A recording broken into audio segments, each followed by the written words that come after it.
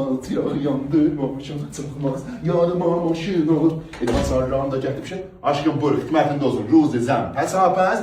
Ruzi qabaqda çillə gezəsində. O da pişapiş mübarəkin olsun. Maşını aldım bir dəfə. Maşını alsam mənə. Bəli.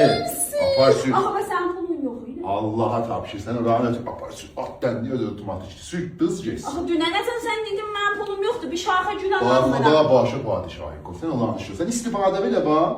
Aha doğrudan nəcür alıbsan bu maşını? Desem narahat olmasın. De görək. Yorğanda şəhlərin arasında qızıllar döşəmişdi buzu təmiz. Deyim bir çöy qalıb orada, falan maşın al. Sən nəsə keyf elədi. Pis işlər Ruzizə nələ boş gələcəkdin. Yorğan döşə. Bəli, Qızıl. bəli, Maşın. bəli, Ruzezən. bəli. O qızıllar mamamın qızılları ki musafirətə gedəndə vermişdi mən. Əllərin arması. Yaşasın Geydana. Yaşasın qızıllı Geydana. Ey, satın bir şey, ay geytərə. Mən ölüm.